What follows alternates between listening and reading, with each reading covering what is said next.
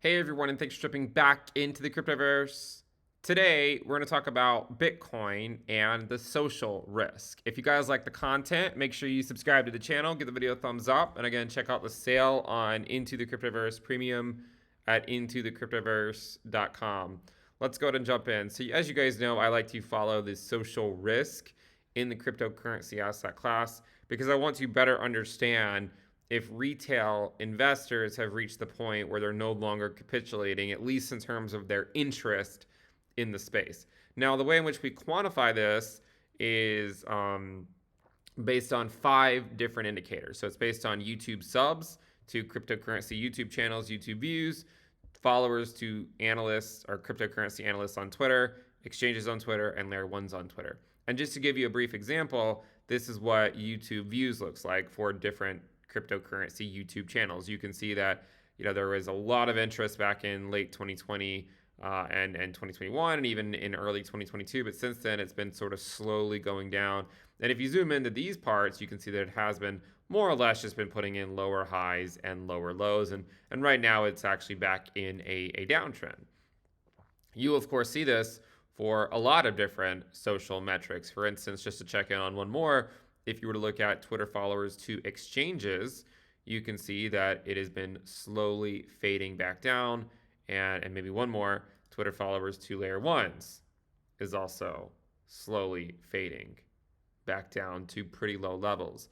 Now, if you look at the context of history and account for increasing adoption from one cycle to another, you can normalize each metric between a value of 0 and 1. When you combine all 5 of these into a single social risk, you get a chart that looks like this. And what you'll see is that the social risk has just been putting in a series of lower highs and lower lows. Now, I think that's interesting to think about the social risk with regards to Bitcoin, but it also might be more interesting to think about it with respect to the altcoin market and how it relates to Bitcoin dominance. Okay, as the social risk goes down, you have to ask yourself, if you're just YOLOing into the altcoin market constantly because someone on Twitter promised you Altseason, you have to ask yourself, who is the marginal buyer?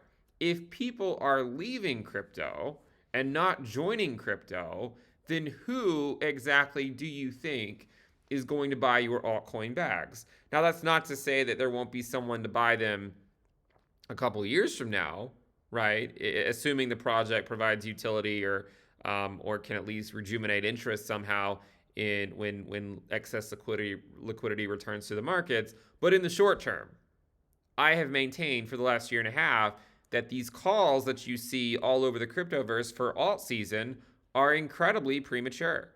And despite just how crazy the altcoin market has seemed at times, it has been nothing but a series of lower highs. And we have seen that play out for well over a year now. And as I've said, every step of the way, when altcoin season was promised by many, I look at this chart and I say, who's the marginal buyer? Now, if we were at a period where the social risk were bottoming out and starting to trend back up, like over here, then you could at least start to think, okay, maybe the marginal buyer is coming back, But, and even when it was going up over here, alts were still in a downtrend at that time. But we haven't even reached a level in the social risk where we've convincingly put in a bottom. Over here, we convincingly put in a bottom and then started to trend back up.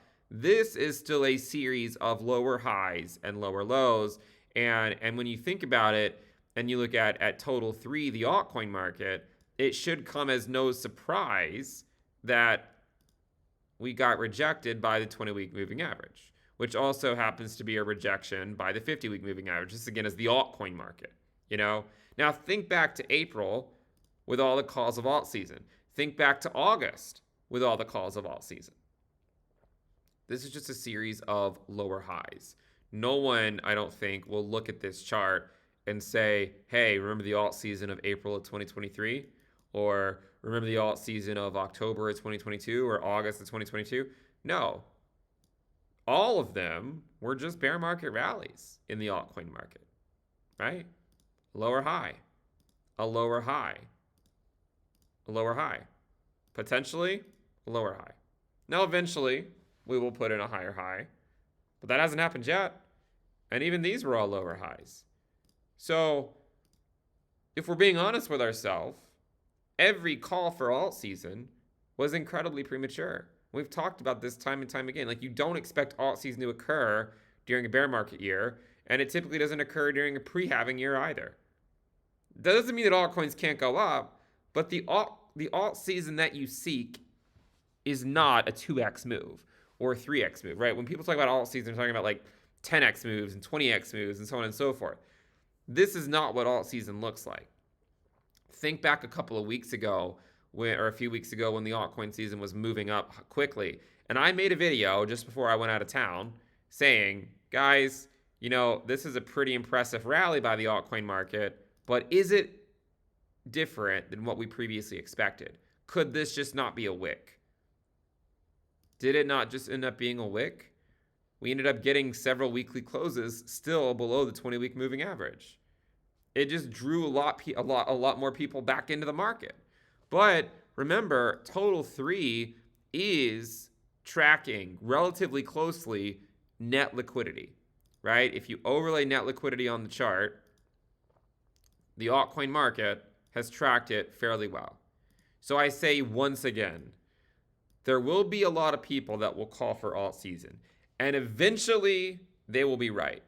But it hasn't stopped people from buying the dip on the altcoin market every step of the way down.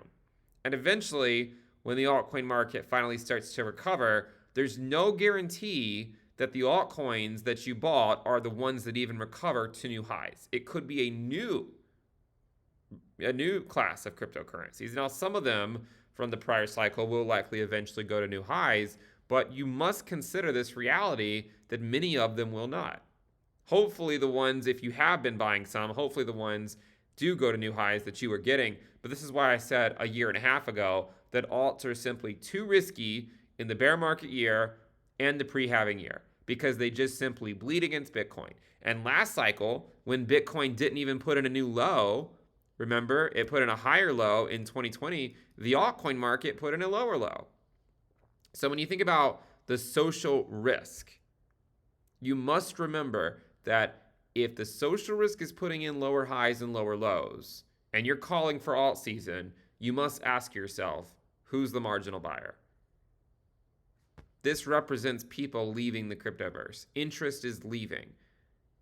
Eventually, it'll probably bottom out. Maybe it'll bottom out within the next few months. But alt season calls, in my opinion, are still premature, and the social risk likely has further to fall. If you look at a 30-day moving average of it, you can see that so far the 30-day SMA has gone down to about 0.13. We saw it go all the way down to 0.06 or so in 2018. We saw it go down to 0.08 in 2019. And so far, the 30-day SMA has only gone down to 0.13. Now, what's interesting is since the last time I made this video, just the raw data of the social risk did go down to about 0.05, but we haven't spent a lot of time there. You can see that we previously in the last cycle, we did spend a decent amount of time in that 0 to 0.1 risk band. I would argue that we're almost there, not quite. We did go there briefly, but I think we'll likely spend at least a few more weeks, if not a few more months, in that 0.1 or in that 0 to 0.1 risk band.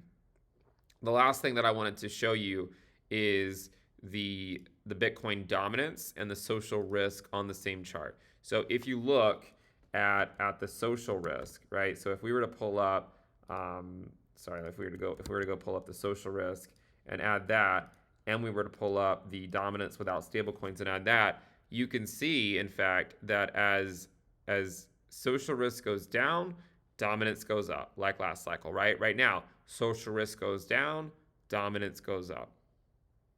Hopefully this video is insightful in terms of navigating the cryptoverse. I think the social risk is quite a fascinating way to view the markets, and I think it probably could be used more frequently, but this is an interesting metric. Hopefully you guys enjoyed it. Again, if you guys like the content, you can check out the sale on Into the Cryptoverse Premium at intothecryptoverse.com. And of course, you can get access to the charts that you've seen me present. Thank you guys for tuning in. Make sure you subscribe, and I'll see you next time. Bye.